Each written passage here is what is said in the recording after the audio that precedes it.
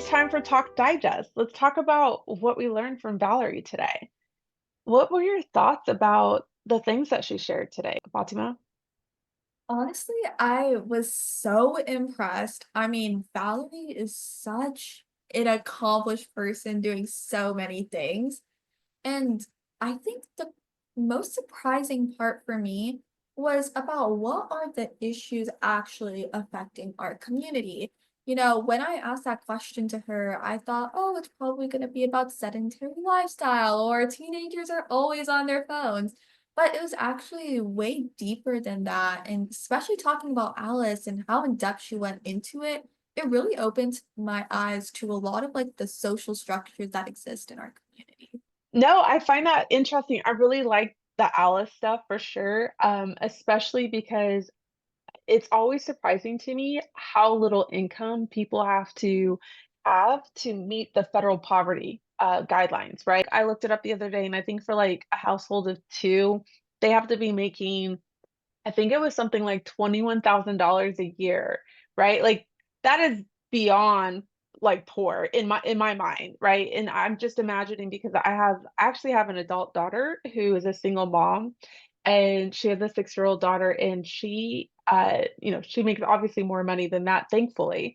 But I would not say that she is well-to-do or even able to pay for all the expenses that she needs to do, to have a quality of life that I would like her to have. Like Valerie talked about, like the $19 per hour is like the minimum you need to make to like even have like a healthy, normal lifestyle.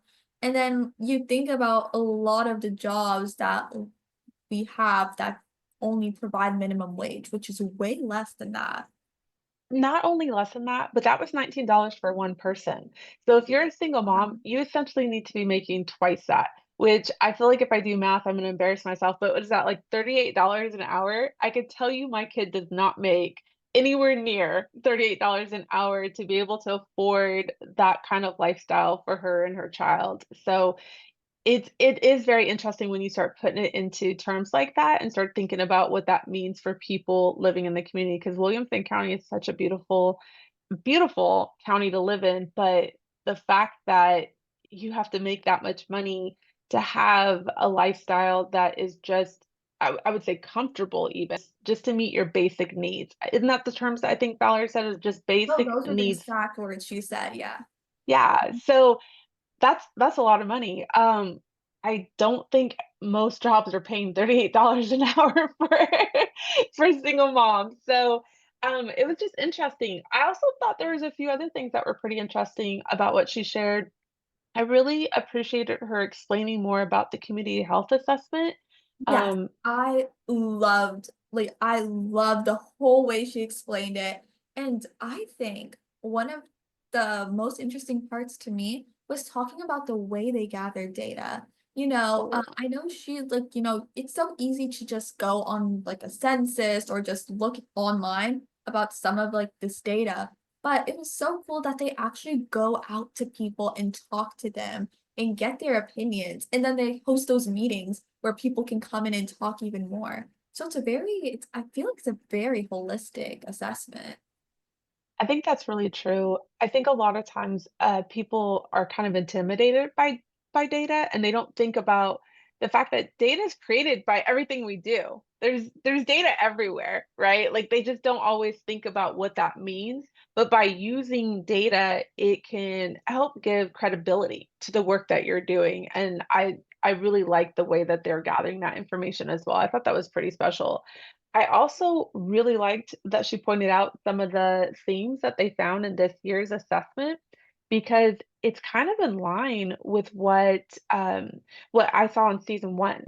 A lot of nonprofit organizations in the community talked about similar issues, particularly about transportation, the challenges that people have to get from one part of the county to the other, and especially to get to the places they need to get to meet their basic needs, let alone try to get access to the services they might have access to or be allowed to access, but they can't physically get from where they are to where the resource actually exists. So I thought that was very I interesting. was so inspired by what Valerie said that I was like, okay, I'm gonna go do some of my own research too. And I think one of the biggest issues that comes along with the fact that we don't have that transportation infrastructure is the fact that there are a lot of food deserts here. And so people aren't able to get access to that healthy food and are instead opting for, fast food almost every day. Which, I love a good meal to have a good meal, but we also do need those fruits and veggies. Recently my husband was talking about our budget and how now that most of our kids are out of the house, how we spend a little bit more because there's less of us.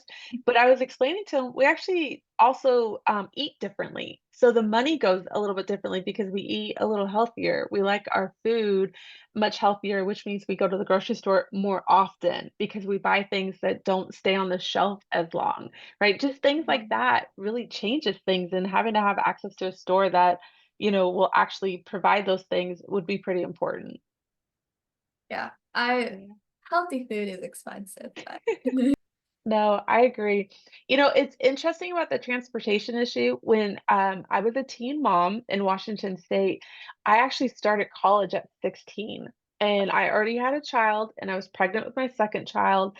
But I lived in a rural community. I didn't live anywhere near where the college was. And so, what I had to do, because I didn't have transportation to make it from this city all the way to this other city, there was this nonprofit organization called People for People. I don't know if there's anything like that in Texas, but they literally had this, like this van, that came and had these pickup spots in all these different rural little communities, and it would drive through, and I had to get up so early. And Fatima, I am not a morning person, okay? I was not born a morning person. I am not a morning person.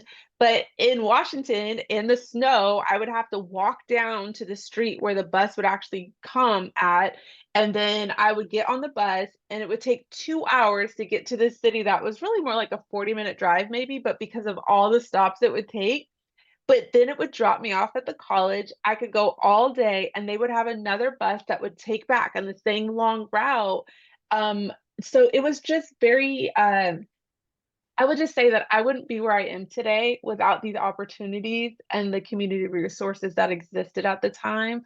And it just makes me think about what other type of community resources could exist for the people of Williamson County so that they could get from one side of the county to the other to access the resources that they need. in general for Texas, I feel like there are a lot of areas. So we definitely should do some research into those kinds of nonprofit organizations because I sure would like to learn more about them on this podcast. I would too. I'm also curious if one of the other 9 areas or themes that came about from the assessment includes housing, because housing seems to be a common theme as well. And at some point, we're going to have a nice long talk about housing as well. Yes, definitely. I mean, I guess I'm too young to own a house yet, but it'll definitely play, hopefully, quite a big role in my future. This is probably a great time to learn for you right before Yeah, you start adulting, right? Is to learn especially more since I about. feel like the economies, like the housing economy has been fluctuating so much in the past few years.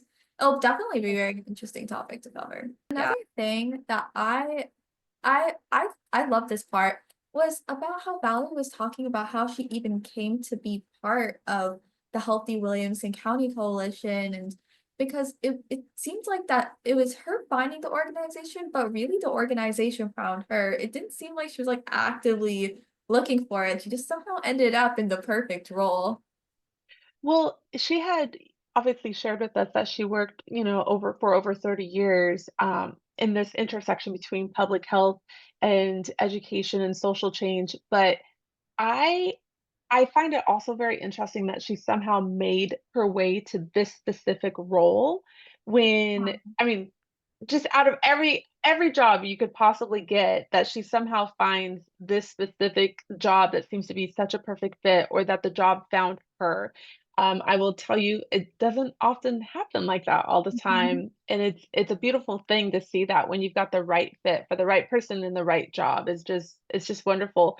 But the people who benefit from that is everybody in the community, right? Everybody who she's impacting and a part of their lives has been, impacted because they've got the right person in this role.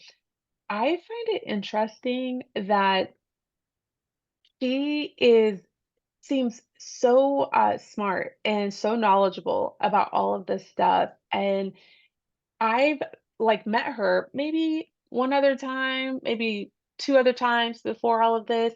I had no idea how her journey was to get to this role specifically, but also just how competent and experienced she is in this work. What a resource. What an amazing resource. This is great. I hope that we have a reason that we get to talk to her again. I think she'd be a I'm great very person. lucky. I will get to talk to her almost every week.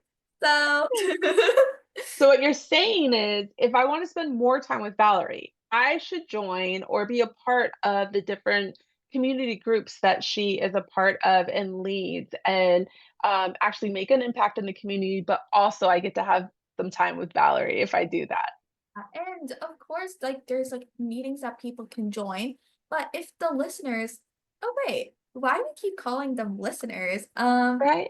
That is Okay, true. wait. I keep saying the audience, and The I listeners, so non-specific. Okay, wait, we have to think of a really good name. Uh, okay, I like this idea. Um, what shall we call them? The residents? The the people that listen? No, this is terrible ideas. This is why somebody like me should not come up with names. wait, no, we can. It should relate to something about Wilco because it's Let's Talk Wilco. The local peeps? Uh, No. I love you, but not that name. um, what if we call them the Wilconians? Like the residents I of Wilco, Wilconians. Wilconians. I like this. Wilconians. I'm making a note right now called Wilconians. And Okay, from now so Wilconians, if you are on a younger audience or you're someone around my age and you want to somehow be part of Wilco, one of the best things you can do is try to join like a community advisory board or just attend the meetings because that way you will have a direct way to contribute to the healthy Williamson County and get a chance to talk with Valerie. that's a lot of pluses in my mind. Well, I think we're done with today's episode, and this has been a great talk, and Wilconians should all be grateful for this information. Um, but I think it's time to say goodbye so we can get on to our next episode. Yep.